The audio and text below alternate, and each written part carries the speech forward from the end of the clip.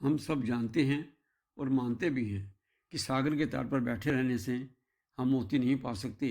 अगर मोती पाने हैं तो हमें सागर में कूदना ही होगा, सागर में उतरना ही होगा। उस परम आनंद का अनुभव करने के लिए हमें भक्ति सागर में उतरना ही होगा। प्रभु के नाम का सत्संग, कीर्तन, सिमरन, चिंतन, नाम जप करके ही हम उस परम आनंद को अनुभव कर सकते हैं, उस परम सत्य को जान सकते हैं। हम सब नदी के किनारे में बैठे हैं और फिर भी प्यासे हैं।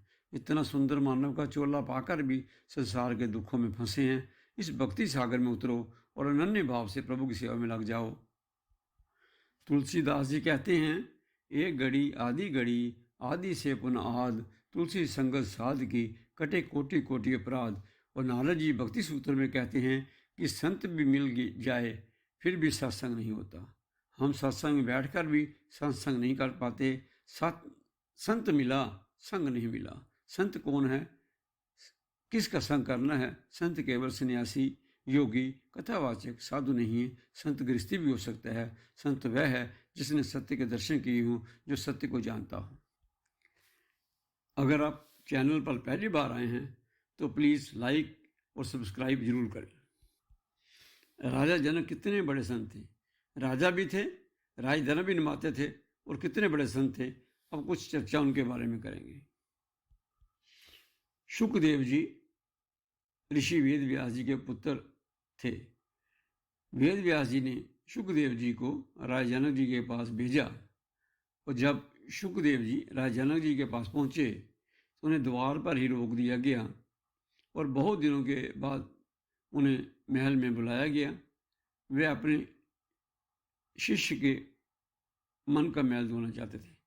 राजा जनक जो थे वे अपने शिष्य की परीक्षा ले रहे थे और अपने शिष्य के मन का मैल धोना चाहते थे।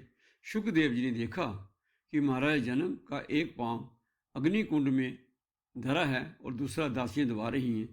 तभी महल में आग लगने की सूचना मिली। जनक ने कहा, हरी इच्छा। द्वारपाल ने कहा, महाराज आग तो कक्ष तक आ पहुंची। राजा जनक शांत भाव से बैठे रहे। शुकदेव जी ने सोचा कि बुद्धिहीन राजा अपने वैभव और संपदा को बचाने का प्रयास तक नहीं कर रहा, मैं तो अपनी जान बचाऊं। ज्यों ही शुकदेव जी भागने लगे, चारों ओर लगी आग शांत हो गई। राजा जनक बोले, तुम मुझे भोगी कहते हो, मेरा तो सब कुछ स्वाहा हो गया, मैंने परवाह नहीं की, किंतु तुम इस झोले और कमंडल का मोल तक नहीं छोड़ पाए। अब बताओ त्यागी कौन है? शुकदेव जी का मुंह भंग हुआ। गुरु के कोतक ने ज्ञान के चक्षु खोल दिए। शुकदेव जी गुरु से दीक्षा लेकर घर पहुंचे तो पिता ने पूछा, गुरु कैसे हैं? गुरु कैसे हैं? क्या वह सच के समान तेजस्वी हैं? नहीं पिताजी, उनमें तो आग है। तो क्या चंद्रमा के समान हैं? ना चंद्रमा में भी दाग है। तो गुरु दिखने में कैसे हैं?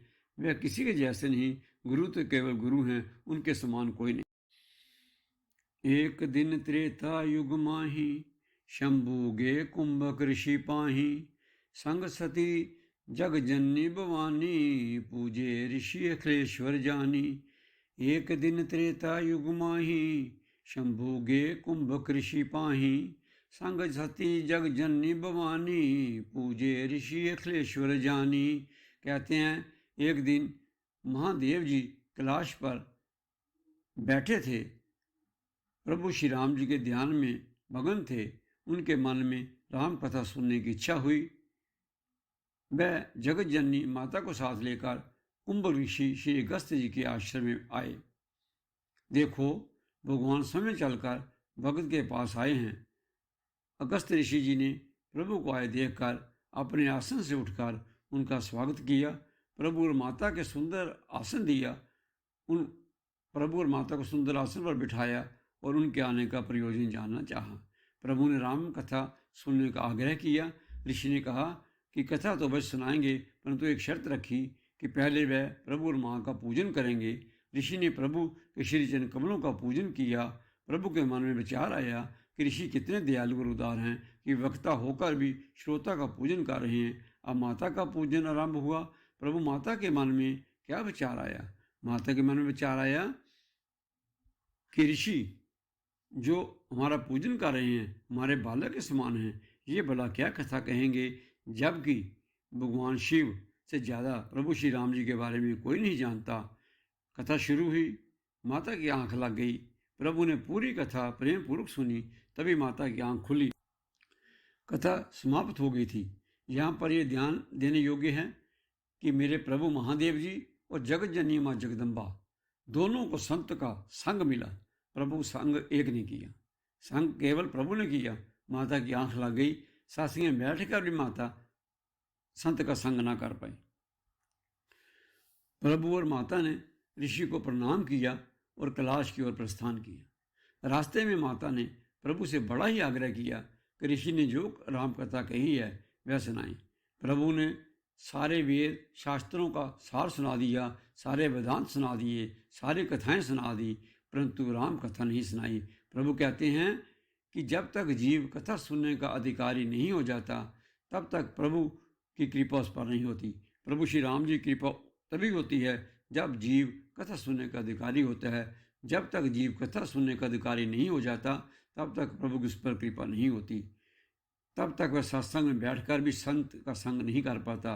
अब मैं यहाँ पर कुछ अपने विचार रखता हूँ कि प्रभु समय चलकर भक्त के पास आते हैं। जब भक्त की भक्ति सिद्ध होती है, अर्थात साधक साधना करता है, साधक सदा साधना में लगा रहता है, निरंतर साधना में लगा रहता है, वो प्रभु से प्रेम करता है।